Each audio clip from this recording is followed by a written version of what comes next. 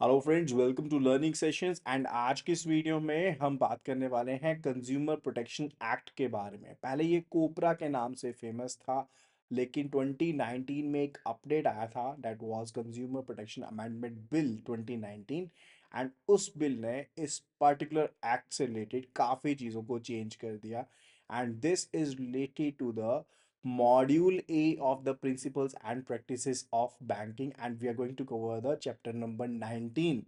So stay tuned till the end of the video. And further, अगर आप पिछली सभी वीडियोस के लिंक चाहते हैं, पीडीएफ चाहते हैं, तो आपको इस नंबर को सेव कर लेना है, विच इज़ 8360944207, और सेव करना है लर्निंग सेशंस के नाम से, और इसी नंबर पर व्हाट्सएप कर देना है saved for JAIIB, and you'll start receiving the updates for JAIIB.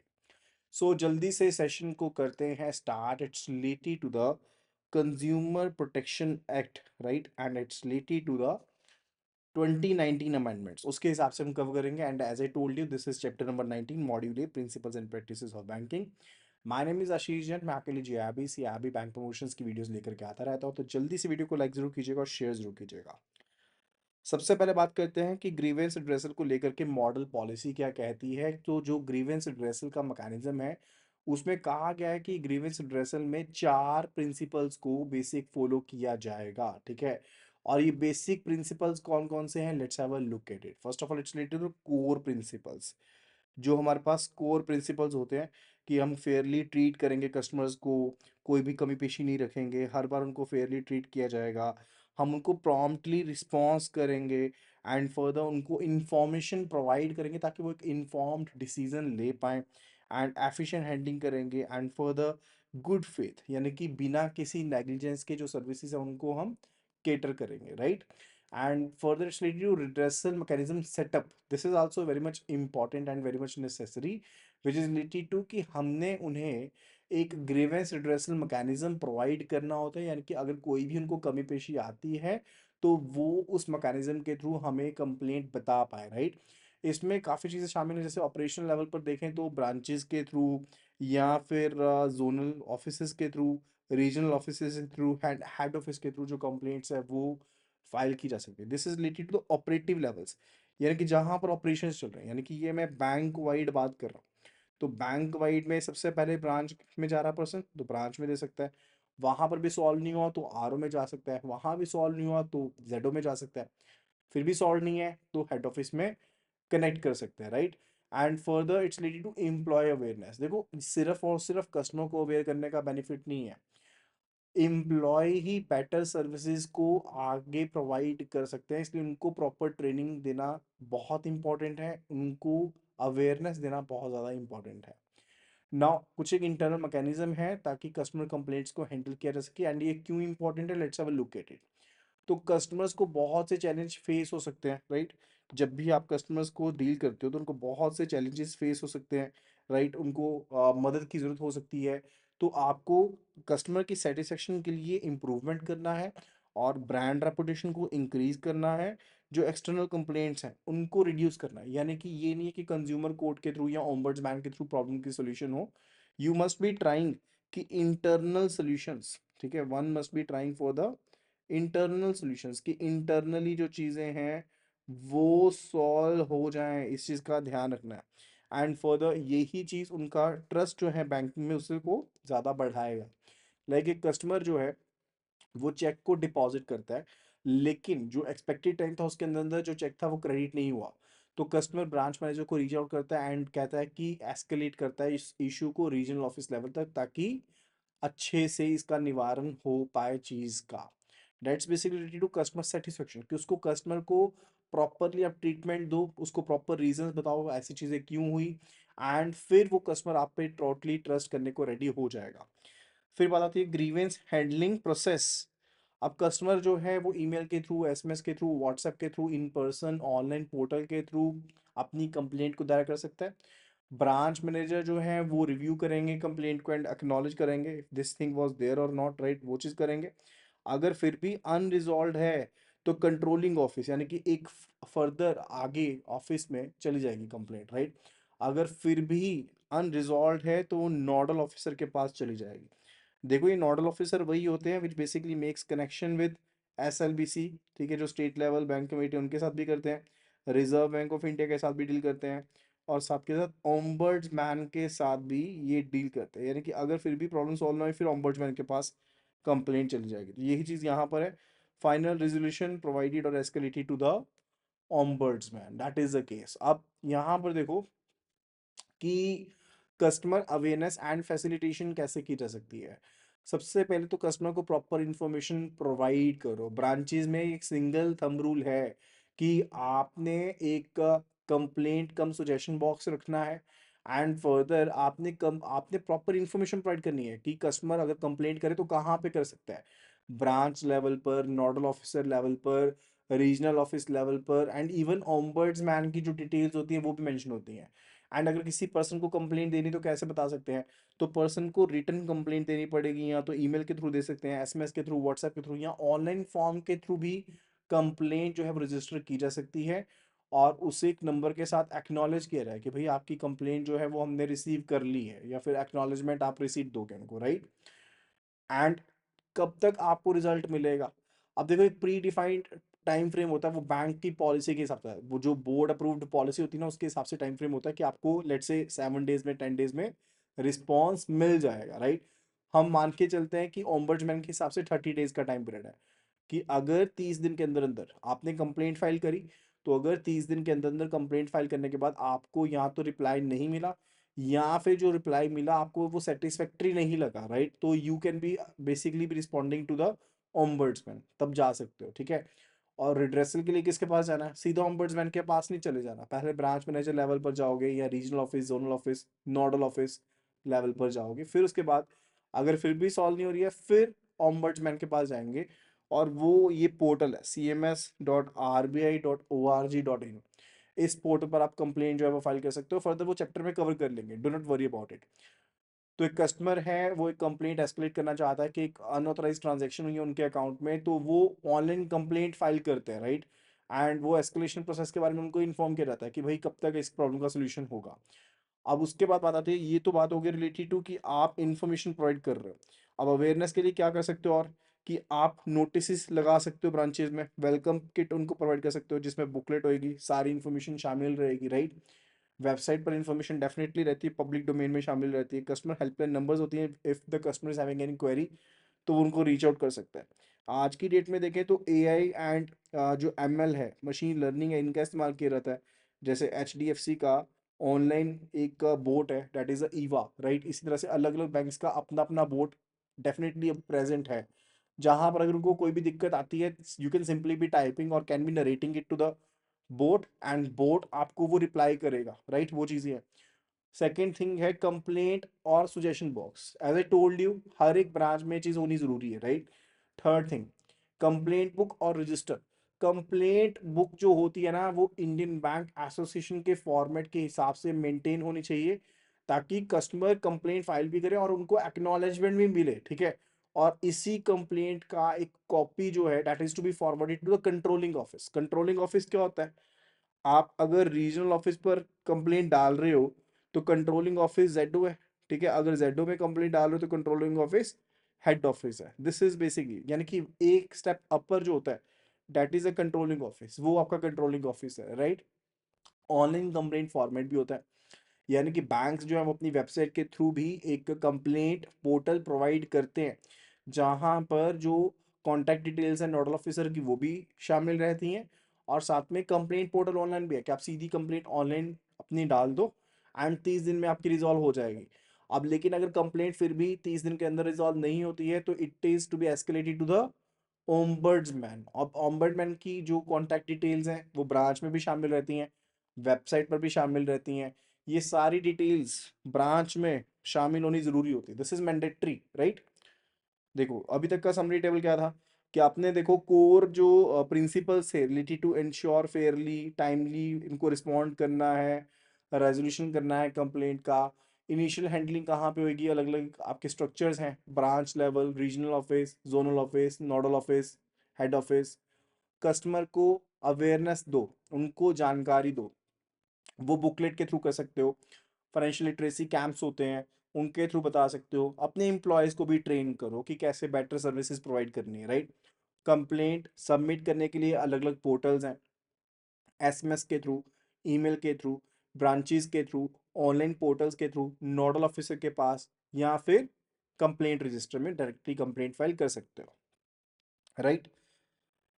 अगर फिर भी कहीं कंप्लेंट रिजॉल्व नहीं हुई है तो कहाँ जाओगे? ऑम्बर्ट्समैन के पास कंप्लेंट लेकर के जा सकते हो।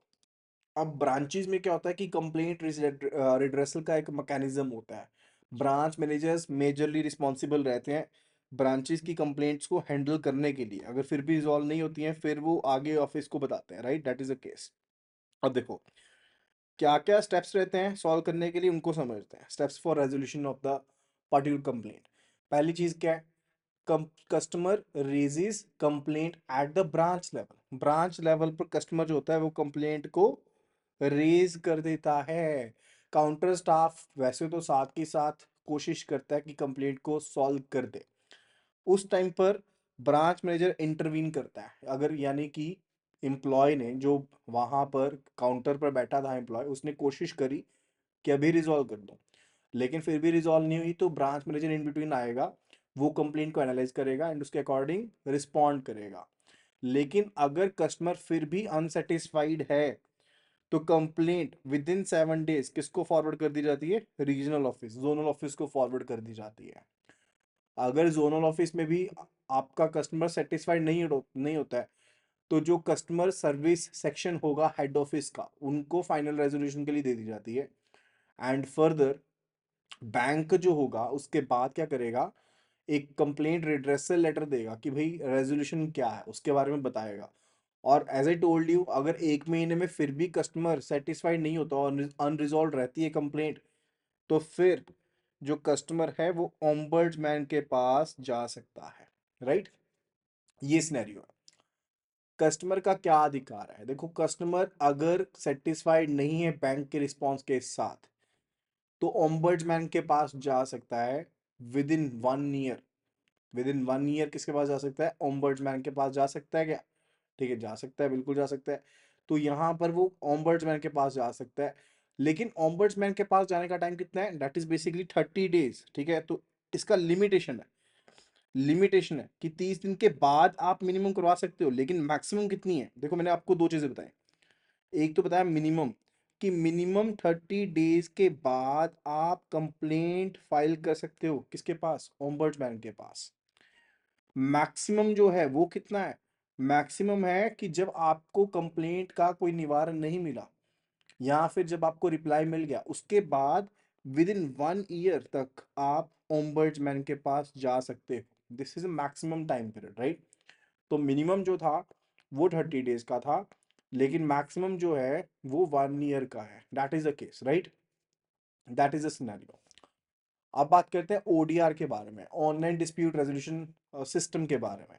देखो, आरबीआई का ना पेमेंट सिस्टम विजन है 2021 का, एंड वो कहते हैं कि हमने टेक ड्रिवन सारा सिस्टम लेके जाना है। जो भी चीजें होंगी ऑनलाइन होंगी एंड रेजोल्यूशन भी ऑनलाइन सिस्टम बनेगा, and that should be transparent enough, right. तो क्या क्या फीचर्स हैं उसके वो तो समझते हैं। सबसे पहले चीजें क्लियर हो जाएंगी। डिजिटल कंप्लेंट सबमिशन है, यानी कि ऑफलाइन की जगह पर ऑनलाइन करो, साथ के साथ आपको रिस्पॉन्स मिलेगा। जैसे मैंने आपको बताया, बोट है, चैट बोट जिसको हम कहते हैं, ईवा हो गया या और बोट्स हो गए। You can let me know your banks chat boat in the comment section below, right. तो वो बोट्स जब हो गए तो उन बोट्स को आप बताते हो जस्ट अपनी प्रॉब्लम एंड वो आपको कंप्लेंट रजिस्टर करके दे देते हैं। इसी तरह से आप कंप्लेंट फाइल करने के लिए वेबसाइट पर जा सकते हो, ईमेल के थ्रू कंप्लेंट फाइल कर सकते हो, एंड मोबाइल एप्लीकेशन के थ्रू फाइल कर सकते हो, या फिर इंस्टेंट वॉइस रिस्पॉन्स के थ्रू कर सकते हो, एंड इवन ब्रांचेस के थ्रू कंप्लेंट फाइल कर सकते हो। कियोस्क सिस्टम जो होते हैं, I am not talking about the physical manner, I am talking about the digital manner only, right. Second thing, automated data fetching, यानी कि जब कंप्लेंट फाइल होगी तो सिस्टम ऑटोमेटिकली सारी डिटेल्स को फेच कर लेगा, बैंक के रिकॉर्ड को फेच कर लेगा। एंड फर्दर कस्टमर के पास अब क्या रहेगी? ट्रैकिंग फैसिलिटी रहेगी। जैसे कुरियर होता है ना, तो कुरियर करवाने के बाद यू कैन बेसिकली ट्रैकिंग कहाँ पे पार्सल पहुंचा, कहाँ नहीं पहुंचा। Same way you can be tracking where your complaint is right now and who is working, right, and further what they have responded to that particular complaint or not, right, that's the case। और customer की जो confidentiality है, because that is the fiduciary responsibility of the bank, वो भी maintain रहेगी। तो ये आपके ऑनलाइन डिस्प्यूट रेजोल्यूशन के कुछ एक फीचर्स है कि भाई ये चीजें रहेंगी, और आरबीआई का विजन यही है कि हम तो ट्रांसपेरेंसी मेंटेन करेंगे और चीजों को सॉल्व करेंगे। Last but not the list, third party app integration. Like आपके पास ओडीआर फीचर्स में बहुत सी एप्लीकेशंस भी इंटीग्रेटेड होंगी, गूगल पे, फोन पे, Paytm etcetera. Why this integration is required? Because बहुत बार पेमेंट्स जो होती हैं इश्यूज, ट्रांजेक्शन इश्यूज होते हैं। अब वो ट्रांजैक्शन आपकी फोन पे पर है या गूगल पे पर है, तो वो बेसिकली कैसे डील करोगे? वो इसी के थ्रू डायरेक्टली डील हो जाएगी, इंटीग्रेशन हो जाएगी, तो डाटा फैच हो जाएगा automatically, and the data will be available to the bank itself, so that bank भी डीप बेसिकली चेक कर पाए कि क्या प्रॉब्लम है क्या प्रॉब्लम नहीं है। Right, that is the case. तो अगर प्रॉब्लम का सोल्यूशन नहीं हुआ विद इन 30 डेज, राइट, तो बैंक के ऊपर तो तलवार है ही है, क्योंकि 30 दिन के अंदर अंदर बैंक को सॉल्व करना है। अगर सॉल्व नहीं हुआ तो किसके पास जाएगा केस? केस चला जाएगा ओम्बर्ड्समैन के पास, केस चला जाएगा। Right, that is the scenario. अब देखो, कस्टमर ने रिपोर्ट करी कि उसकी यूपीआई ट्रांजैक्शन फेल हो गई है, एंड ओडीआर सिस्टम क्या करेगा? खुद ब खुद सारी इंफॉर्मेशन फैच कर लेगा, ठीक है, एंड वो रेजोल्यूशन को स्टार्ट कर देगा। ये ओडीआर का काम है, सारा डाटा फैच करना, कंप्लेंट को रजिस्टर करना, एक्नॉलेज करना, डाटा को फैच करके आगे प्रोवाइड कर देना, एंड फर्दर प्रोसेस स्टार्ट कर देना। कस्टमर को अगर चेक करना है स्टेटस, तो वो चेक भी कर सकता है स्टेटस कि कहाँ पर क्या स्टेटस है, नहीं है। राइट, फिर देखो, उसके बाद आती है complaints of unauthorised electronic transaction. अगर कोई अनऑथराइज्ड इलेक्ट्रॉनिक ट्रांजेक्शन होती है, उसकी कंप्लेंट से रिलेटेड कैसे कंप्लेंट होगी उसके बारे में, तो बैंक को एक क्विक एक रेजोल्यूशन प्रोवाइड करना है अगर कोई अनऑथराइज्ड इलेक्ट्रॉनिक ट्रांजेक्शन होती है उसके केस में खास करके। राइट, कस्टमर के पास ऑप्शन होनी चाहिए कि वो साथ के साथ जो भी फ्रॉड हुआ है उसको रिपोर्ट कर पाए। आपने ऑनलाइन कोई ई कॉमर्स वेबसाइट को विजिट किया, दिक्कत हो गई, भाई साथ के साथ रिपोर्ट कर दो, होना चाहिए ना system. That is the scenario. अब रिपोर्टिंग कैसे होगी? आप एसएमएस के थ्रू, ईमेल के थ्रू कर सकते हो। ऑनलाइन रिपोर्टिंग लिंक हो सकता है जहां पर सीधा आप फ्रॉड फाइल कर सकते हो। जब आपको ओटीपी आता है ना, तो even basically if this OTP transaction was generated, जैसे आपने एक ट्रांजैक्शन कर दी, एक्नॉलेज कर दी, आपके पास एसएमएस आया कि have you initiated this transaction? Yes, तो ठीक है। नहीं है तो फिर आप इस लिंक को विजिट करो, या फिर ये टोल फ्री नंबर है उस पर कॉल कर दो, हम आपको पर्टिकुलरली ले जाएंगे कि भाई ये ट्रांजेक्शन अनऑथराइज्ड है। Right, that is the scenario. And auto acknowledgement क्या होती है? कस्टमर को एक रेफरेंस नंबर मिलता है एंड कंफर्मेशन मिलता है कंप्लेंट सबमिशन का। कंप्लीट इन्वेस्टिगेशन, बैंक जो है वो देखता है कि ट्रांजैक्शन जो थी वो क्या मतलब प्रॉपर प्रोसेस के थ्रू फॉलो हुई है। अगर ट्रांजैक्शन थी तो क्या वहां पर 2FA की एप्लीकेबिलिटी है? Because I have told you in the previous video also कि जहां पर कार्ड नॉट प्रेजेंट ट्रांजैक्शन है, सीएनपी ट्रांजैक्शन है, वहां पर ये 2FA, two factor, second factor of authentication, ठीक है, या additional factor of authentication, AFA भी कहते हैं इसको, ये होना बहुत जरूरी है।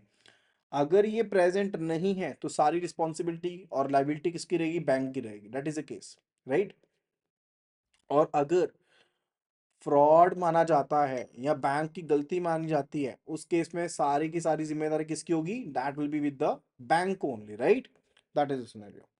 अब देखो, और इस पे टाइमलाइन कितनी है? 90 डेज की है, कि ये जो मैक्सिमम टाइम है ना कंप्लेंट इन्वेस्टिगेशन करने के बाद, 90 डेज के अंदर अंदर कंप्लेंट को क्या करना है? सॉल्व करना है।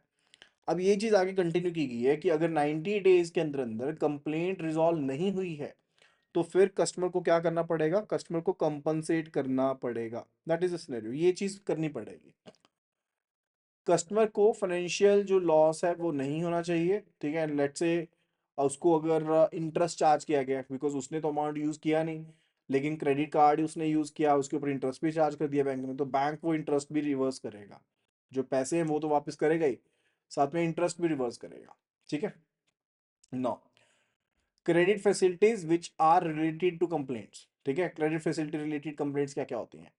तो बैंक के पास एक इंटरनल मैकेनिज्म होना चाहिए जहां पर अगर लोन से रिलेटेड कोई भी प्रॉब्लम है उसके बारे में सोचा परखा जा सके कि भाई ये प्रॉब्लम एग्जिस्ट करती है।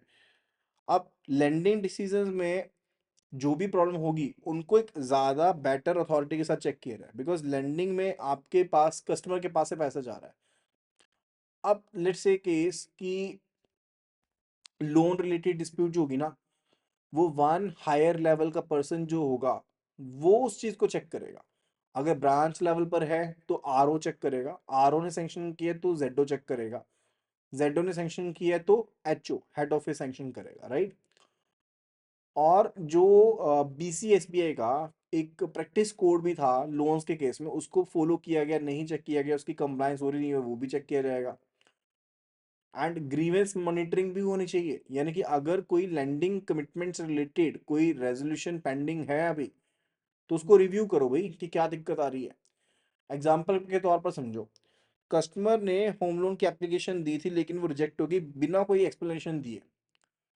तो अब यहाँ पर जो सीनियर ऑफिसर है वो इस कंप्लेंट को गो थ्रू करेंगे, एंड उसको लेट से उन्होंने 15 दिन के अंदर अंदर रिजॉल्व कर दिया या 20 दिन के अंदर रिजॉल्व कर दिया, that is a scenario, right. तो उसी के बारे में अब एक समरी है बैंक कंप्लेंट रेजोल्यूशन के बारे में। देखो, जब भी बैंक कंप्लेंट करते हो तो ब्रांच मैनेजर की कंप्लेंट किसके पास जाएगी? जोनल ऑफिस के पास, जोनल की हेड ऑफिस के पास, अगर हेड ऑफिस ने रिजॉल्व ना किया तो ओम्बड्समैन के पास। ओडीआर के केस में मैंने आपको बता दिया, एक्नॉलेजमेंट है बेसिकली ट्रांसपेरेंसी को और ज्यादा इंक्रीज करने के लिए। अनऑथराइज ट्रांजेक्शन जो है उनसे रिलेटेड आपके पास सिस्टम होना चाहिए कि आप इंस्टेंटली फ्रॉड्स को आगे क्या करवा पाओ, रजिस्टर करवा पाओ, उनको रिपोर्ट करवा पाओ। एंड लोन रिलेटेड कंप्लेंट्स भी डेफिनेटली दीज आर रिक्वायर्ड, कि लोन रिलेटेड जो कंप्लेंट्स हैं उनको ज्यादा अथॉरिटी के साथ रिजॉल्व किया जाए, that is a case which is required over there, ठीक है। अब इसके बाद बात शुरू होती है कि ग्रीवेंस रिड्रेसल मैकेनिज्म जो है उसको स्ट्रेंथन करने की जरूरत क्यों है। तो इन्हीं सभी चीजों को, दिक्कतों को देखते हुए आरबीआई ने एक कॉम्प्रिहेंसिव फ्रेमवर्क लेकर के आए, दैट वाज बेसिकली इन 2021। और वो किसके साथ रिलेटेड था? इंटीग्रेटेड ओम्बड्समैन स्कीम के साथ रिलेटेड था, ठीक है। तो एक तो ये हो गया कि कस्टमर कंप्लेंट्स को लेकर के डिस्क्लोजर्स बढ़ गए, ट्रांसपेरेंसी इंक्रीज हो गई, एंड फर्दर साथ के साथ ये भी था कि ये जो पर्टिकुलर कंप्लेंट्स थी काफी ज्यादा हो रही थी, एंड रिड्रेसल मैकेनिज्म जो भी होगा उसको भी एनुअली रिव्यू किया जाए, ठीक है। तो ये तीन मेजर कीज थी कि इनहांस डिस्क्लोजर हो गया, and further cost for recovery of excessive complaints हो गया, जहां पर पर्टिकुलरली पीयर ग्रुप का एवरेज से ज्यादा थी उनको कैसे सॉल्व किया जाए। फर्दर जो ग्रीवेंस रिड्रेसल मैकेनिज्म थे उनको एनुअल रिव्यू किया जाए, that was a scenario, right. Now disclosures कौन कौन से थे कंप्लेंट्स को लेकर के? पहली चीज क्या थी? दैट वाज रिलेटेड टू कि banks must be submitting and analysing the customer complaint, कि पर्टिकुलर जो सर्विस इश्यूज आते हैं ज्यादा फ्रिक्वेंटली है उनको आइडेंटिफाई करो। कॉमन सोर्सेज कौन कौन से हैं, कहाँ कहाँ से कंप्लेंट आ रही है, वो चीजें जरूर देखो, ठीक है। कॉमन सोर्सेज को देखना जरूरी है। फ्रीक्वेंट कस्टमर सर्विस इश्यूज को देखो, एंड अगर कोई सिस्टमेटिक डेफिशिएंसीज है उनको चेक किया जाए, और ग्रीवेंस रिड्रेसल मैकेनिज्म को और ज़्यादा इम्प्रूव किया जाए। तो डिस्क्लोजर रिक्वायरमेंट्स क्या क्या थी? दैट वाज रिलेटेड टू कि एटीएम के केस में, क्रेडिट कार्ड के केस में, डेबिट कार्ड इश्यूज के केस में अगर कोई फ्रॉड होता है, कोई फेल्ड ट्रांजेक्शन होती है या अनऑथराइज ट्रांजेक्शन होती है, उसके disclosures. Internet banking, mobile banking के केस में अगर लॉगिन इश्यूज आते हैं, पेमेंट फेलियर इश्यूज आते हैं, फंड ट्रांसफर में डिले पड़ जाता है, तो उनका डिस्क्लोजर कि क्यों कारण हो सकता है, मैक्सिमम कितना डिले हो सकता है, वो सब चीज़ों के बारे में, राइट। जैसे एटीएम के साथ रिलेटेड भी है, अगर आपने कोई ट्रांजैक्शन करी, let's say we basically try to dispense the cash, withdraw the cash, लेकिन कैश डिस्पेंस नहीं हुआ, लेकिन अकाउंट डेबिट हो गया। Now if it is return within T+5 days, फिर तो ठीक है। लेकिन अगर T+5 days में भी पैसा वापस नहीं आया, तो उसके केस में बैंक को 100 रुपीज पर डे के हिसाब से क्या करना पड़ेगा? कंपनसेट करना पड़ेगा, राइट। ये सिनेरियो होता है, ठीक है। सो ये अलग अलग डिस्क्लोजर्स जो बैंक को प्रोवाइड करने पड़ेंगे, कि अगर इसमें दिक्कत आती है तो कितनी दिक्कत आ सकती है, अगर उससे साथ रिलेटेड कोई एसोसिएटेड कंपनसेशन है तो वो भी बतानी पड़ेगी। इसी तरह से जब अकाउंट ओपन किया जाता है या अकाउंट से रिलेटेड ऑपरेशंस होते हैं, तो अकाउंट में रिलेटेड अगर डिले रहता है तो अकाउंट ओपनिंग में कितना डिले होगा, अकाउंट फ्रीजिंग कब होगा, बैलेंस मिसमैच हुआ तो कितना हो सकता है, सभी तरह के डिस्क्लोजर्स। इसी तरह से लोन से रिलेटेड, एडवांसेस से रिलेटेड, फोरक्लोजर चार्जेस कितने हैं, यानी कि अगर लोन को आप टाइम से पहले बंद कर देते हो क्या चार्जेस हैं, लोन की अगर डिसबर्समेंट लेट होती है तो किन केसेस में डिले हो सकती है, क्या इश्यूज पड़ सकते हैं, कैसे कंपनसेशन होगा, एवरीथिंग। फर्दर क्रॉस सेलिंग भी होती है बैंक्स में, ठीक है। तो अगर मिस सेलिंग होती है, लेट्स से गलत तरीके से बेचा जाता है, या miss selling applications advertisement showcase की जाती हैं, तो उनसे रिलेटेड डिस्क्लोजर्स। रिकवरी एजेंट्स अगर यूज़ करते हैं, अगर वो हरास करते हैं या अनएथिकल जो रिकवरी प्रैक्टिसेस हैं उनका इस्तेमाल करते हैं। इसी तरह से सीनियर सिटीजन्स के केस में अगर पेंशन में देरी आ रही है, क्रेडिट नहीं मिल रही है, सर्विसेज प्रॉपरली प्रोवाइड नहीं की जा रही या फिर बहुत ज़्यादा चार्जेस लगाए जा रहे हैं जो कि हिडन चार्जेस हैं, अननोटिफाइड डिडक्शंस की जा रही हैं, चेक ड्राफ्ट के केस में क्लियरेंस नहीं हो रही है या फिर चेक्स को घुमा दिया गया है, फ्रॉड किया गया है, यानी कि जो कोई भी बैंक सर्विसेज प्रोवाइड कर रहा है अगर वो सर्विसेज एफिशिएंट नहीं है तो उसके केस में पर्टिकुलरली जो बैंक है वो डिस्क्लोजर्स प्रोवाइड करेगा और बैंक को साथ के साथ अपनी एनुअल रिपोर्ट में कस्टमर कंप्लेंट्स के बारे में बताना पड़ेगा कि इस बैंक में कौन कौन सी कस्टमर कंप्लेंट्स आई हैं, पहले पब्लिक डोमेन में वो चीज़ बतानी पड़ेगी, right. Now after that it's related to the recovery of the cost of redress of complaints from bank, right. और देखो आरबीआई जो रिड्रेसल कॉस्ट होता है ना, राइट, अब ये पूरे सिस्टम को ना हम एक एग्जांपल के थ्रू समझते हैं। लेट्स से केस यहाँ पर है हमारे पास बैंक ए बी सी और दूसरी तरफ है X Y Z bank, right. अब इन दोनों बैंक्स को आपस में कंपेयर किया जाएगा इनके टोटल एसेट साइज वाइज। तो अगर तो ये पिछले मार्च के 31st के हिसाब से कंपेरेबल एसेट साइज के हैं तो फिर पैरामीटर्स चेक किए जाएंगे कि पर ब्रांचेस कितनी कंप्लेंट्स आती हैं। Let's say case ABC bank के केस में टोटल 6000 ब्रांचेस थी और लेट्स से कि 10,000 कंप्लेंट्स आई, ठीक है। तो पर ब्रांच कंप्लेंट रेशियो क्या हुई, it will be 10,000 divide by 6,000, right. अब दूसरे के केस में क्या था कि 20,000 कंप्लेंट्स थी एक्सवाईजेड बैंक के केस में, तो 20,000 डिवाइड बाय लेट्स से इसकी भी 6000 ब्रांचेस थी, डिवाइड बाय 6,000 हो गया, राइट। एंड इसी तरह से अलग अलग पैरामीटर्स हैं। जैसे सेकंड पैरामीटर जो है वो है कि हर 1,000 अकाउंट्स के पीछे, यानी कि 1,000 अकाउंट डिपॉजिट के एंड लोन के, उनके पीछे कितनी कंप्लेंट्स थी। एंड तीसरा कि डिजिटल ट्रांजेक्शन्स, हर एक 1,000 डिजिटल ट्रांजेक्शन्स के पीछे कितनी एवरेज कंप्लेंट्स आ रही हैं। तो पीयर ग्रुप्स को इन पैमानों के बेस में अलग ग्रुपिंग की जाएगी। जैसे मान लो कि 10 बैंक आ गए, वो एक पीयर ग्रुप में आ गए। अब जिन बैंक्स ने बुरा परफॉर्म किया होगा ना, उनके ऊपर क्या डाला जाएगा, रिड्रेसल का कॉस्ट डाला जाएगा। That is what we want to say कि रिकवरी की जाएगी उनसे, किस चीज की, redress of cost of redress जो है उनसे वो रिकवर की जाएगी। किसके द्वारा, रिजर्व बैंक ऑफ इंडिया के द्वारा। एग्जाम्पल के तौर पर एक बैंक रिसीव करता है 200 कंप्लेंट हर एक 1,000 डिजिटल ट्रांजेक्शन्स के पीछे। दूसरा जो है उसकी एवरेज कितनी है, 100 कंप्लेंट्स की है। तो जो 200 कंप्लेंट्स वाला बैंक है उसके ऊपर कॉस्ट ऑफ रिड्रेसल के नाम से पैसे की वसूली की जाएगी by the reserve bank of India. That is a scenario. तो आरबीआई इंपोज करेगा रिड्रेसल कॉस्ट पेनल्टी जो बुरी सर्विसेज को प्रोवाइड कर रहा है, क्योंकि वो सेम पीयर ग्रुप के हैं फिर भी दूसरा बंदा क्यों नहीं कर पा रहा है एफिशिएंटली काम, right. That is a scenario, ठीक है जी। फर्दर इस वीडियो का सेकंड पार्ट आएगा बहुत ही जल्दी। तो जल्दी से आपने क्या कर लेना है, इस वीडियो को लाइक करना है और वीडियो को शेयर करना है। सेकंड पार्ट के लिए जल्द बने रहिएगा। एंड ये है chapter number 19 from the module A of the PPB. And as I told you कि अगर आपको चाहिए सारी पीडीएफ्स तो आपको ये नंबर सेव कर लेना है, विच इज़ 8360944207। इस नंबर को सेव कर लो लर्निंग सेशंस के नाम से और इसी नंबर पर व्हाट्सएप कर दो हमें लिख करके। सेव करने के बाद saved for JAIB and will be start giving you all the updated PDFs for the same. Thank you so much and मिलते हैं अगली वीडियो में। Happy learning.